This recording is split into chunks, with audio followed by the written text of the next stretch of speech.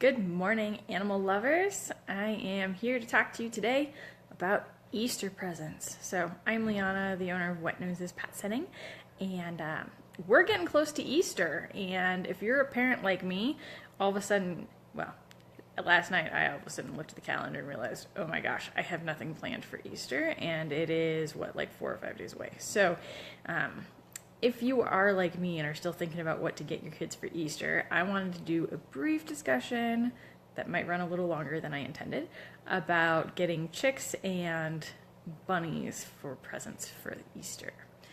So first off, if you know me at all, you know I am a huge, huge fan of backyard chickens. Like, I think everyone who can take care of them should have backyard chickens. I just think that's the case. I think it's good for our environment and it's good for people because I always think people should have pets. So I'm also a huge fan of rabbits. I've worked with a lot of rabbits, both as a pet sitter and before. I used to work at the Humane Society, and so I did a lot of work with rabbits there that were up for adoption. And then, of course, my clients' pets and stuff. So I have a lot of experience with rabbits, and I really, really like them as pets, and I think they are amazing. What I do not think is that they are an amazing Easter impulse present. So let's start with chicks. So chicks are super cute, but they do need the correct housing. Do you know that chickens can live to be like 15 or 20 years old? They only lay really great eggs for the first few years, and after that it gets to be a little bit more spontaneous and random, so they're not going to always be consistent egg layers. They have a whole slew of health problems that can come up that if you don't know anything about chickens, you won't know how to deal with. So think about whether you want to get chicks. And I know that there was, for a while, in different areas, there was this whole big thing with getting chicks that had been dyed different colors around Easter. Oh my gosh, they are so cute. And I have nothing against dyeing chicks, and there are super humane ways to do it. What I am not okay with is people dyeing chicks in batches, which if you go search the internet, you can find it. But basically they put chicks in big vats and then just spin them around and roll them. For chicks that are like a day old, which is a day too old, what the, like, how in the world is that acceptable?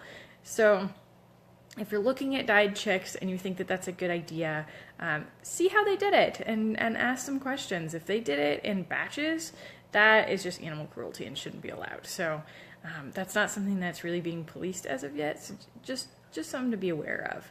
If you really want to get chicks and dye them different colors, look up on the internet. There's really humane, safe, healthy ways to do it. You really need to be careful about it because they're young and fragile and whatnot. So that's the other thing about getting chicks. It's not like you can get chicks and just throw them out in your yard. You really need to have proper heating, and they need to be kept indoors until they're at least a couple months old. So do your research, know what you're getting into. Again, I think everyone should have backyard hens, but make sure you know what you're getting into. Also, my last brief note on hens and chickens here. If you're getting chickens from probably just like your local feed supply place, they might not know whether they're roosters or not. So, and of course, there's a 50-50 split. And what happens when you end up with a rooster? So you really want to really think this through. It's not unusual for people in the city to get hens and then end up with roosters. So, and then you have to figure out what to do with them because you cannot have roosters inside city limits in Fort Collins.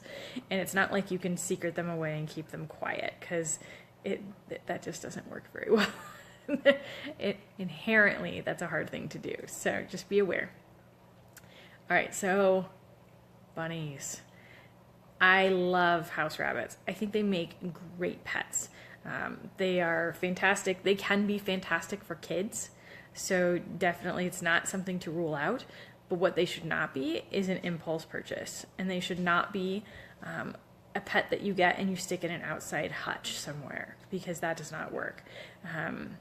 Now, if you know what you're doing, I do have a friend who raises rabbits, and he has a bunch of rabbits in outdoor coops, but they're all extremely well taken care of and supervised and cared for because he knows what he's doing. So not to say that everybody who has rabbits outside has a bad setup or doesn't know what they're doing, but they're not a throwaway pet. Rabbits are easily as smart as cats, if not smarter. and they require exercise. And when we go in and do pet sitting for rabbits that are house rabbits, a lot of times they need to be let out of their cages indoors, and so then they have indoor playtime and stuff. So these are not super simple pets to have, and they're not something that a young child should take care of on their own. They are intelligent and they need special care. I love when we watch rabbits and people have painkillers and things for them, because rabbits get gestational problems, and you have to know about those things as a rabbit owner in order to really be responsible. So if you are thinking about getting a pet for Easter, I'm all for people getting people, especially their kids, pets. I think that kids grow up to be way more responsible if they have to take care of a pet, and studies are showing that kids have less allergy problems and all sorts of things if they have pets in the house. But don't do it on an impulse. Make sure you do your research. Keep in mind there's a lot more to all of the care for all of these animals than people think. And make it smart and do it right. And if that means you don't do it for Easter, don't do it for Easter. If you really think you want to get hens or rabbits for Easter, maybe do an IOU and do some research and have your, someone had this great idea. Have your kid write an essay about care for the animal first, so that you know and they know exactly what goes into taking care of this animal, and then get one. So get them a stuffed one to put in their Easter basket for this Easter. Do your research, figure out what you need to get, what you need to know, and then think about getting an animal. If you know people who are thinking about getting animals for Easter, send them this video. Everybody needs to think about it. These animals deserve amazing care. As I said, I used to work at Humane Society, and what I worked with was all of the house rabbits that had been turned in by people who didn't know what they were getting into. Animals, you know, there would be just as many rabbits as there would be dogs some days. So they're really not a super easy pet. They really do deserve as much care as you can. Let's cut down on the number of rabbits that are given for Easter this year. So have a wonderful day, everyone. I hope you all enjoy the sun. Hopefully it's a little bit warmer today. And I will be back here tomorrow at 8:30. Say hi to your pets from us.